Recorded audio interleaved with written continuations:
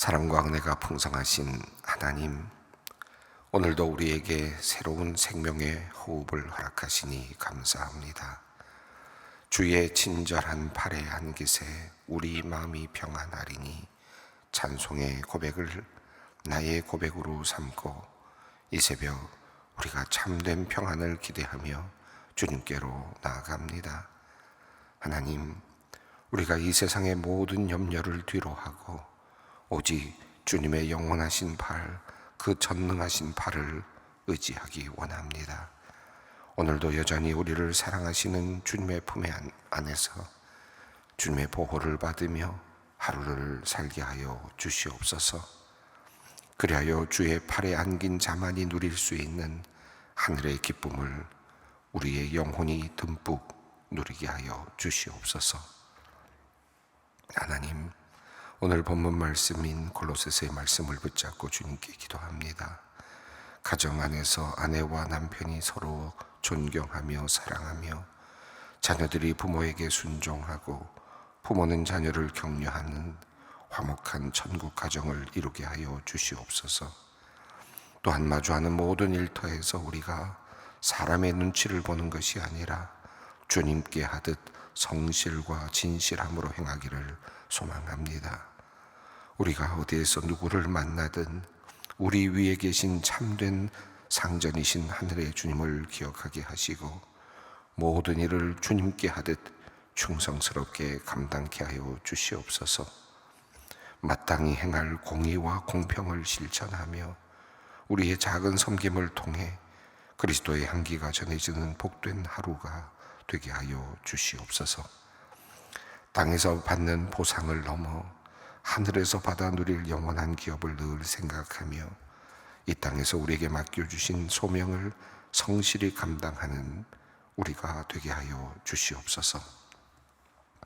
자비로우신 주님, 이 땅의 한국교회를 위하여 기도합니다. 주님의 몸된 한국교회 위에 회개의 영을 부어주시고 정결함과 거룩함을 회복시켜 주시옵소서. 세상 앞에서 잃었던 신뢰를 다시 찾게 하시며 예배마다 뜨거운 영적 각성이 일어나게 하여 주시옵소서. 혼돈과 어둠이 가득한 세상에서 교회가 소금과 빛의 사명을 온전히 감당하기를 원합니다. 영적 지도자들에게 성령의 충만함을 주시기를 기도합니다. 하나님의 뜻을 온전히 선포하는 말씀의 지도자들이 되게 하여 주시옵소서. 사람의 생각보다 주님의 음성 듣기를 먼저 구하게 하시고 늘 겸손과 온유의 마음으로 교회를 섬기게 하여 주시옵소서.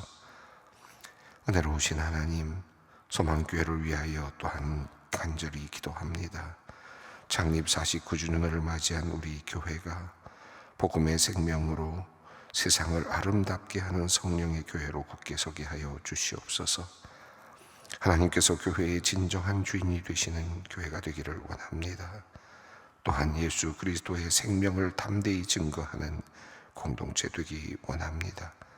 그러하오니 주님, 소망의 모든 교육자와 장로, 권사, 집사 그리고 모든 재직들에게 지혜와 충성스러운 마음을 더입혀 주시옵소서.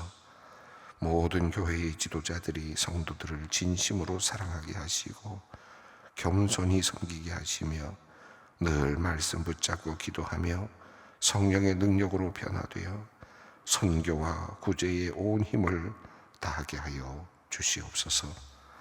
연약한 자를 위로하고 가진 것을 나누며 세상 속에서 예수님의 삶을 닮아가는 우리 교회 또 교회의 모든 성도들 되게 하여 주시옵소서.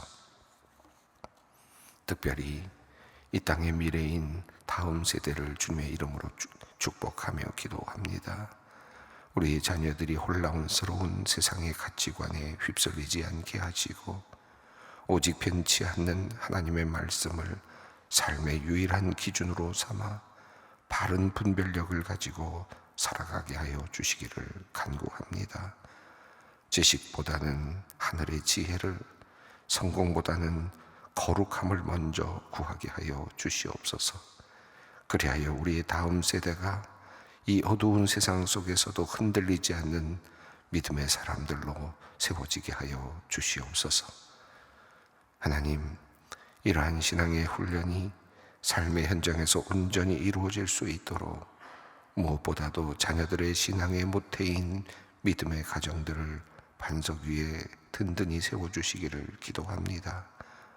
부모가 먼저 기도의 본을 보이고 삶으로 복음을 나타내게 하셔서 이 거룩한 삶의 향기를 통하여 하나님의 사랑과 신앙의 유산이 자녀들에게 대대로 끊이지 않고 전수되게 하여 주시옵소서.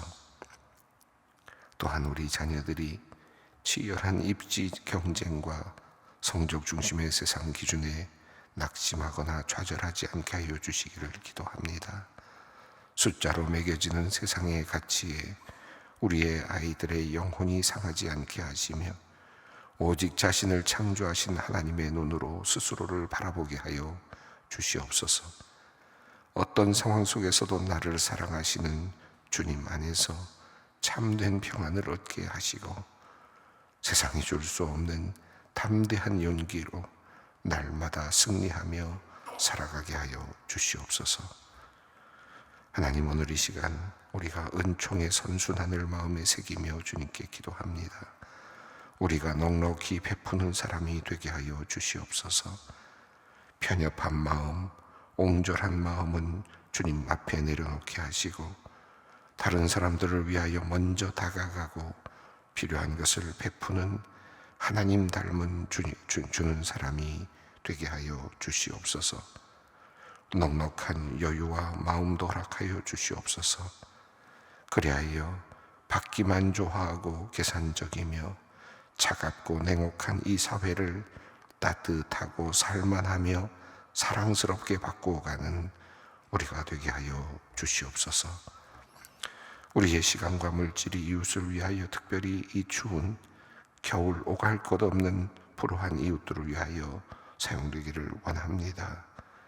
우리의 눈물의 기도가 여전히 그치지 않는 전쟁터에서 신음하며 절망하고 있는 이들에게, 그리고 힘겨운 시간을 보내고 있는 사람들에게 힘과 용기를 줄 수 있기를 원합니다. 주님께서 함께 하시고 긍휼을 베풀어 주시옵소서.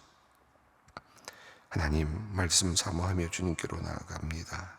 생명의 말씀이 우리 영혼을 가득 채움으로 우리가 변화를 받고 기쁨을 누리며 새 힘을 얻게 하여 주시옵소서. 우리 주 예수 그리스도의 이름으로 기도 올리옵나이다. 아멘. 오늘의 말씀입니다. 골로새서 3장 18절로 4장 1절 말씀입니다. 골로새서 3장 18절로 4장 1절까지 말씀을 함께 봉독하겠습니다. 아내들아, 남편에게 복종하라. 이는 주 안에서 마땅하니라. 남편들아, 아내를 사랑하며 괴롭게 하지 말라. 자녀들아, 모든 일에 부모에게 순종하라. 이는 주 안에서 기쁘게 하는 것이니라. 아비들아, 너희 자녀를 노엽게 하지 말지니 낙심할까 함이라. 종들아, 모든 일에 육신의 상전들에게 순종하되 사람을 기쁘게 하는 자와 같이 눈가림만 하지 말고 오직 주를 두려워하여 성실한 마음으로 하라. 무슨 일을 하든지 마음을 다하여 주께 하듯 하고 사람에게 하듯 하지 말라.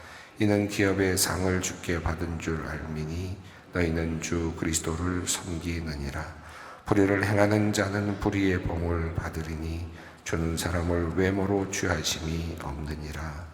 상전들아, 의와 공평을 종들에게 베풀지니 너희에게도 하늘의 상전이 계심을 알지어다. 아멘. 우리가 지금 골로새서를 읽어가고 있습니다. 1장과 2장에서는 골로새서에서 교리적인 내용들을 다루었습니다. 또 그리스도가 얼마나 탁월한 분이신가, 우리가 믿는 그리스도는 어떤 분이신가, 어떤 세상의 철학이나 어떤 가르침보다도 탁월한 그 그리스도의 그 능력과 또 그리스도께서 하신 일에 대해서 이야기를 했습니다. 이단 사상에 대해서 얼마든지 대처할 수 있는 그런 힘을 기르기를 원하는 마음으로 골로새 교인들에게 그리스도를 믿는다는 것의 위대함에 대해서, 그리고 어떤 것도 그리스도를 믿는 그 믿음을 대체할 수 없다라고 하는 사실을 1장과 2장에서 이야기했습니다. 그리고 3장으로 넘어가면서 이제 4장으로 이어지는 이 과정 속에서 이제 그리스도인으로서 이제 어떻게 살아야 하는가라고 하는 그런 구체적인 내용들을 이야기하기 했죠. 특별히 윤리적인 그런 문제들, 삶의 문제들을 다루었습니다. 이미 앞서서 우리가 보았습니다만은 우리가 벗어버려야 될 것들에 대한 이야기를 먼저 했었습니다. 3장 1절 이후부터 시작됐던 내용들은 바로 모든 것을 벗어버리라, 곧 분함과 노여움과 악의와 비방과 너희의 입에 부끄러운 말이니라 라는 그런 내용들을 우리가 살펴보았는데, 하지 말아야 될 것, 벗어버려야 될 것, 그리스도인으로서 우리가 정말 위대한 그리스도를 믿고 살아가는 그리스도인들이 살아가는 삶의 그 방식이라 그럴까요? 그런 것들을 쭉 설명을 했습니다. 먼저 우선 벗어버리라 라고 하는 말씀을 했고, 그리고 새 사람을 입으라 라고 하는 말씀을 했습니다. 우리가 바로 지난번 읽었던 말씀이 바로 그런 내용이었습니다. 하나님이 택하사 거룩하고 사랑받는 자처럼 긍휼과 자비와 겸손과 온유와 오래 참음을 옷 입고 라는 말로 3장 12절이 시작이 되었습니다. 바로 우리가 지난번에 읽었던 말씀이었습니다. 서로 용납하고 서로 사랑하고 사랑을 더하고 하는 이런 말씀, 또 하나님의 평강이 너희 마음을 주장하게 하라, 그리고 늘 감사하는 사람이 되라 라고 하는 말씀을 우리가 함께 읽었습니다. 그러니까 그리스도를 믿는다는 것의 어떤 삶의 실천 방안이라고 할 수 있겠는데, 먼저는 크게는 우리가 피할 것들이 있었습니다. 그리고 버려야 될 것들이 있었습니다. 그리고는 다시 입어야 될 것들이 있었습니다. 이 모든 것들은 전에도 말씀드렸습니다만은 세례의 이미지를 그대로 차용하고 있다고 말씀을 드렸는데요. 모든 것을 다 벗어버리고 옛 자아가 죽고, 그리고 다시 새롭게 새 옷을 입는 그런 이미지로 이 골로새서가 이 이야기를 전해주고 있습니다. 지난 시간에 16절, 17절 말씀을 다 설명하지 못했지만 16절, 17절을 간단히 짚고 넘어가면 16절, 17절의 내용은 어떤 예배하는 삶을 이야기하고 있습니다. 그러니까 과거에 있는 모든 것들을 다 벗어버리고 악한 것들, 분내는 것들, 육적인 것들, 이 모든 것들을 다 벗어버리고 이제 하나님의 자비와 온유와 오래 참음, 이와 같은 것들을 옷 입고, 그 평강과 그리고 또 감사함을 가지고 살아가는 삶의 자세, 어찌 보면 전체적으로 보면 큰 하나의 흐름을 이야기하고 있다고 할 수 있겠습니다. 그리고 16절부터 17절까지는 어떻게 그리고 그리스도인으로서 예배자로 살 것인가에 대한 내용이 나옵니다. 제가 16절 한번 읽어드리겠습니다.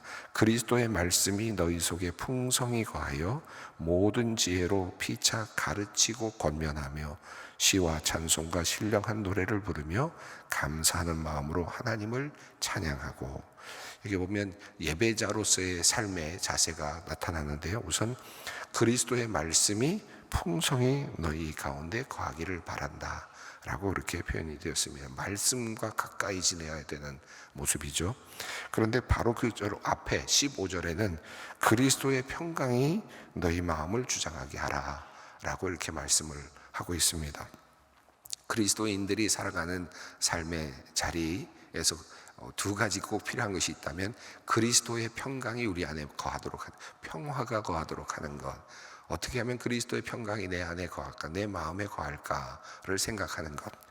내 안에 그리스도께서 창조하시는 그 평강이 거할 수 있도록 늘 생각하고 바라고 기도하는 모습이 15절이라면, 16절은 그리스도의 말씀이 너희 속에 풍성히 거하기를 원한다. 이 두 가지는 서로 상관관계가 있습니다. 평강이 거하고 말씀이 거하고, 말씀이 거하면 그리스도의 평강이 또 우리 안에 거합니다. 이 두 가지가 서로 상관관계가 있는데, 사도 바울은 지금 그리스도의 평강이 너희 안에 거하기를, 그리고 그리스도의 말씀이 너희 안에 거하기를 이렇게 말씀합니다. 우리가 세상의 생각들을 많이 생각하면 우리 마음속에 세상의 걱정과 세상의 여러 가지 또 뭐 생각들, 앞으로 해야 할 일들, 또 할 수 없는 것들, 여러 가지들을 생각하고 고민하게 되면 어떻게 됩니까? 우리 안에 마음의 생각이 말씀으로 채워지는 것이 아니라 세상의 잡다한 그런 걱정거리들로 다 채워지게 되죠. 그리고 우리는 그런 생각을 하게 되면 마음의 평강이 그만 사라지게 됩니다. 늘 걱정과 두려움이 생겨나게 됩니다. 그러니까 이 말씀을 채운다는 말은 세상의 모든 걱정과 근심과 세상의 여러 가지 생각들을 밀어내는, 말씀으로 밀어내는 그런 의미가 있겠습니다. 말씀으로 채운다라는 것은 그냥 말씀이 그냥 채워지는 그 의미를 넘어서서 나의 사소한 모든 걱정, 세상의 많은 생각들을 다 밀어낸다, 말씀으로 밀어낸다라고 하는 그런 의미가 있겠습니다. 예배자의 중요한 의미이기도 합니다. 매주일마다 우리가 함께 모여서, 또 새벽마다 함께 모여서 우리가 말씀을 읽고 말씀을 채우는 이유가 뭡니까? 말씀이 그만큼 부족해서, 말씀이 그만큼 모자라서라기보다는 매일같이 말씀을 채움으로 매일같이 우리의 세상적인 생각이나 걱정들을 몰아내고자 하는 마음이죠. 그래야 우리가 하나님의 말씀 안에서 또 평안을 누리고 평강을 누릴 수 있을 겁니다. 그런 의미에서 우리가 아침마다 또 주일마다 때가 될 때마다 항상 말씀을 채우고 말씀 안에서 다시 일어서려고 노력을 하게 됩니다. 그리스도의 평강이 너희 마음을 주장하게 하라. 그러기 위해서 우리는 하나님의 말씀이 우리 안에 풍성히 채워지도록 해야 한다. 말씀이 풍성히 거하게 하기 위해서 서로 어떻게 됩니까? 서로 가르치고 서로 권면하고, 말씀으로 서로 가르치고 권면하고, 그리고 또 예배자의 자세를 신령한 노래를 부르며 찬송하며 살아가는 삶의 모습입니다. 그리고 하나님을 찬양하라 라고 하는, 감사하는 마음으로 하나님을 찬양하라. 말씀이 거하고, 그리고 마음속에 감사가 넘치고, 그리고 그 하나님을 찬양하는 그러한 입술의 찬양, 마음의 찬양, 이 예배자의 모습입니다. 그리고 17절 말씀입니다. 또 무엇을 하든지 말이나 이래나 다 주 예수의 이름으로 하고 그를 힘입어 하나님 아버지께 감사하라. 그리고 예배자가 해야 될 일은, 그리스도인들이 해야 될 일은 말씀이 거하게 하고 말씀 안에서 평강이 내 마음을 주장하게 하고, 그리고 또 신령한 노래를 부르며 찬양하고 감사가 넘치게 하는데, 무슨 일을 하든지 그리스도의 삶은 말에나 일에나 어떤 것에서나 주 예수 그리스도의 이름으로 한다. 다시 말하면 그리스도를 대신해서 한다. 그리스도를 대신해서 한다. 또 그리스도를 위하여 한다. 또 그리스도를 향하여 한다. 다양한 의미가 함께 있겠습니다. 그리스도의 이름으로 우리가 모든 일을 하자. 그리고 항상 아버지께 감사하자. 이게 전체적인 지금 새 옷을 입은 사람들이 살아야 될 삶의 태도입니다. 12절부터 17절까지 전체적인 내용은 이렇게 큰 틀을 이야기했다면, 자, 오늘 말씀은 구체적인 삶의 자리로 지금 나아갑니다. 지금 우리가 말씀드렸던 온유하고 자비하고 겸손하고 오래 참고, 그리고 서로 용서하고 서로 사랑하고 평강이 우리의 마음을 가득 채우게 하고 말씀이 우리를 채우게 하고 찬양이 넘치고 감사가 넘치고 무슨 일을 하든지 주님께서 주님의 이름으로 하듯 해라 라고 하는 이런 이야기를 쭉 읽다 보면 이 일은 교회 안에서만 할 수 있는 일 같고 어떤 특별한 장소에서만 할 수 있을 것 같은 그런 생각이 드는데, 사도 바울은 오늘 본문 말씀을 통하여 이러한 새 옷을 입은 그리스도인의 삶의 영역이 어디 다른 곳에 있는 것이 아니라, 어떤 높은 수도원에 있는 것이 아니라, 높은 수도원에 올라가서만 우리가 해낼 수 있는 것이 아니라 삶의 현장 자리에서 이루어져야 된다. 그리고 우리들의 삶의 모든 현장을, 우리들의 삶의 태도는 급격하게 바뀌는데, 레디컬하게 바뀌는데 우리들의 삶의 자리, 내가 지금 지키고 있는 삶의 자리는 변함이 없는 그와 같은 놀라운 이야기를 우리에게 전하고 있습니다. 아내, 남편, 자녀, 그리고 부모의 입장에서, 또 종들의 입장에서, 상전의 입장에서 어떻게 그리스도인으로 살아야 되는가 하는 아주 보다도 구체적인 삶의 자리에서 직접적으로 와닿는 그런 말씀을 우리에게 전해주고 있습니다. 자, 18절 말씀을 함께 읽습니다. 아내들아 남편에게 복종하라. 이는 주 안에서 마땅하니라. 19절입니다. 남편들아 아내를 사랑하며 괴롭게 하지 말라. 늘 이 말씀을 읽을 때마다 우리 여성들께서 왜 남편에게 복종하라 그러느냐, 남편은 왜 아내에게 복종하라는 말이 없느냐, 이런 이야기를 늘 그런 마음으로 좀 불만스러운 말씀들을 하시는 분들도 계시겠는데, 여기서 지금 말씀하는 것은 에베소서도 그랬습니다마는 바울이 생각하고 있는 지금 남편과 아내의 관계는 그리스도와 교회의 관계의 유비가 있습니다. 그러니까 바울 사도에게는 항상 이 남편과 아내의 관계가 항상 그 어떤 유비를 함께 가지고 있느냐 하면 교회의 머리 되시는 그리스도와 그리고 몸된 교회, 그래서 그리스도를 신랑으로 그리고 또 교회를 신부로 이렇게 표현하면서 교회의 구조를 항상 그려왔습니다. 바울 사도는 그의 그 서신에서 계속해서 같은 맥락에서 남편과 아내의 관계를 늘 설명을 하고 있죠. 그러니까 남편들아 아내들아 남편에게 복종하라라고 하는 이 말씀 속에는 교회의 머리 되신 그리스도에게 교회가 복종하고자 하는 그런 유비를 항상 마음에 담고 있다 보니까 거꾸로 이렇게 이야기가 어려웠을 가능성이 있습니다. 그리스도에게 교회에게 복종하라라는 말이 성립이 잘 되지 않는 것처럼 말이죠. 그러니까 바울 사도에게는 항상 그런 마음이 있었기 때문에 표현이 남편에게 복종하라라고 하는 그런 의미로 표현이 됐다고 보여질 수 있습니다. 그리고 또 한 가지는 당시에 아내들과 남편들, 여성들, 아이들, 그런 존재들, 또 연약한 사람들은 굉장히 그 사회 속에서 이렇게 천대받는 그런 입장이었죠. 여성들이 남성들의 숫자에, 성인들의 숫자에 카운트가 되지 않는 그런 모습들이, 남자만 5천 명이었더라라고 말할 정도로 남성과 여성이 차별을 받고 있었던 그 시기의 상황을 좀 생각할 필요도 있습니다.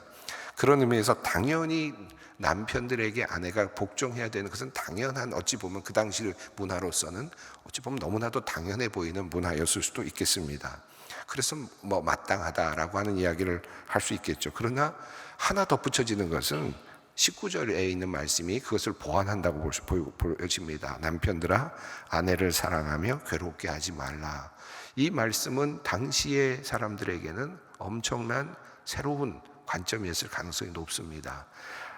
아내들이 남편들에게 복종하는 것은 전혀 새로울 것이 없는 당시의 문화로서는 당연한, 어찌 보면 그냥 문화적으로 그럴 수밖에 없는 상황이었다고 한다면, 남편들아 아내를 사랑하며 괴롭게 하지 말라라고 하는 이 말은 당시의 문화권에서는 도리어 좀 파격적인 이야기일 수도 있었겠다. 주석가들은 그런 이야기들을 많이 하죠. 그러니까 아내를 마음껏 대하여 되고, 그리고 또는 폭력을 행사하거나 괴롭게 하거나 또 사람으로 취급하지 않거나 그저 아이를 낳고 기르는 존재 정도로만 생각하는 그런 당시의 문화권 안에서는 뒤바뀐 삶의 모습은 어떤 모습이어야 하는가를 표현했을 때, 바울 사도는 남편들아 아내를 사랑하고 괴롭게 하지 말라라는 말로 변화된 삶의 자세, 모습을 우리에게 표현해 주었다라고 그렇게 말할 수 있겠습니다. 또 18절과 19절을 지금 그 당시로서는 그런 의미로 그렇게 표현했다 하지만, 이것은 서로가 서로에 대한 그런 의미로 다시 재해석할 수 있겠다라고 하는 것이 현대 신학자들의 대부분의 말씀이죠. 다시 말하면 오늘날 이 말씀은 어떻게 읽혀야 됩니까? 남편들아 아내에게 복종하라, 아내들아 남편에게 복종하라. 같은 말로 읽어야 된다라는 것이고, 상호적으로 읽어야 된다. 또 이것은 주 안에서 서로 마땅하다라는 말씀으로 이제 뒤바뀌어져 있는 이 문화권 안에서 우리가 재해석을 한다면, 바울의 이 말씀을 다시 재해석한다면 그렇게 또 다시 읽혀져야 한다라고 말하죠. 또 19절도 마찬가지입니다. 남편들아 아내를 사랑하며 괴롭게 하지 말라라는 말을 아내들아 남편들을 사랑하며 괴롭게 하지 말라라는 말로 또 같이 함께 읽혀져야 한다라고 하는 것이죠. 아내들아 남편을 사랑하며 괴롭게 하지 말라라는 말씀이 요즘에는 적용될 수도 있는 세대가 아니겠습니까? 서로가 바뀌어도, 뒤바꿔 놔도 사실은 다 우리들에게 적용이 될 만한 그런 말씀들입니다. 그러므로 남편과 아내의 이 말씀은 서로 교차적으로 서로 이해할 필요가 있겠고, 또 하나씩 따로 이해한다면 당시의 문화를 생각하면서 이해할 필요가 있겠고, 또 동시에 그리스도를 머리로 하는, 그리스도를 신랑으로 하고 교회를 신부로 생각하고 있는 바울의 기본적인 틀 안에서 이것을 이해하면 조금 더 이해하기가 쉬워질 것이다 라고 말할 수 있겠습니다. 중요한 것은, 자, 그리스도를 믿는다는 것은 새 옷을 입고 모든 것을 벗어버리고 옛 자아를 다 벗어버리고 과거의 모든 모습을 다 버리고, 그리고 물속으로 완전히 들어가서 새 사람을 입고, 그리고 새로운 옷을 입고 태어나서 온유와 자비와 겸손과 그리고 용서함과 사랑의 띠를 메고 살아가는 이 정말 레디컬하고 파격적인 삶의 이 자리의 변화, 이런 레디컬한 체인지라 그럴까요? 이 삶의 변화는, 그러나 그렇다고 해서 남편과 아내의 관계가 깨어지거나 이혼하거나 떠나거나 수도원으로 올라가거나 혼자 살게 되거나 이런 의미가 아니다. 우리들의 그리스도인이 되었다는 것은 우리들의 삶의 태도는 완전히 달라지는 것이지만, 과거에 있었던 모든 것들은 다 완전히 파격적으로 달라지지만 나의 삶의 자리는 바뀌지 않는다. 남편과 아내의 자리는 바뀌지 않는다. 이게 굉장히 중요하죠.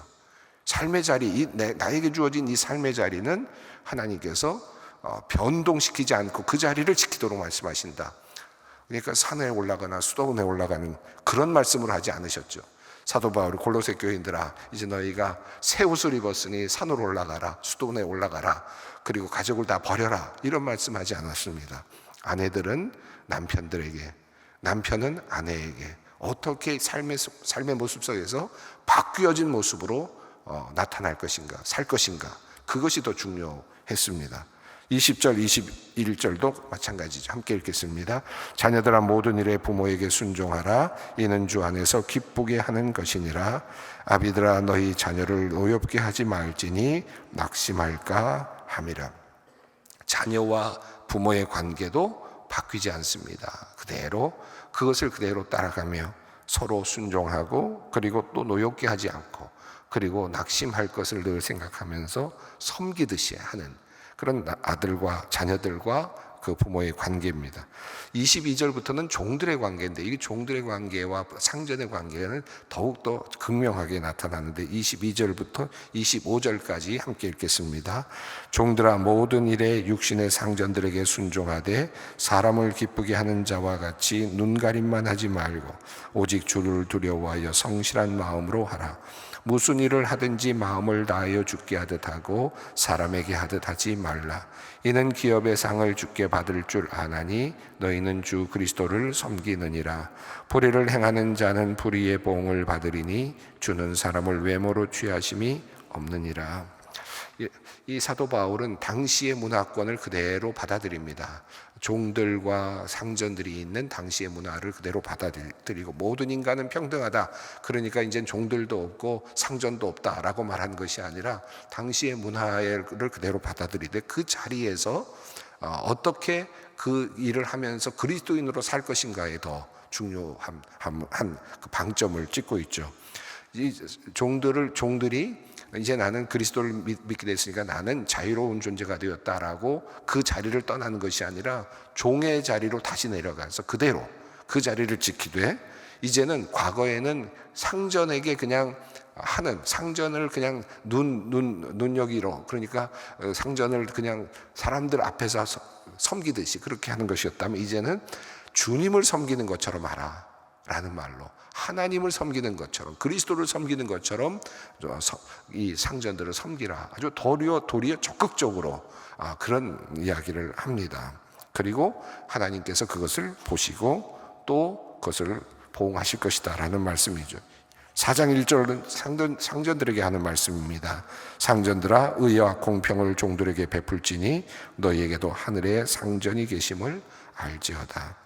자, 이제 상전들은 또 종들을 의와 공평으로 종들을 베풀고, 또 나의 위에도 상전이 있다는 사실을 기억하면서 그렇게 종들을 대하라.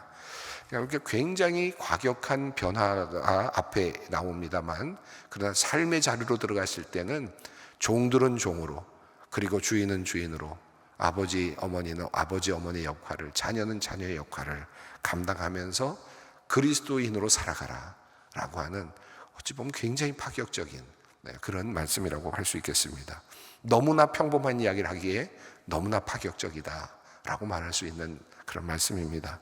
오늘 내가 그리스도인이 되었다라고 하는 이 엄청난 놀라운 사건, 이 사건이 나의 삶의 현실에서 어떻게 드러나야 될지를 함께 생각하면서, 내가 자녀들을 위해서, 또 우리 부모님들을 위해서, 또 내가 있는 모든 삶의 자리, 또 회사 일이든지 이런 자리에서 내가 어떻게 해야 되는가를 다시 한번 주님의 말씀으로 붙잡는 그런 시간이 되기를 바랍니다. 함께 기도하겠습니다. 하늘에 계신 우리 아버지, 아버지의 이름을 거룩하게 하시며 아버지의 나라가 오게 하시며 아버지의 뜻이 하늘에서와 같이 땅에서도 이루어지게 하소서.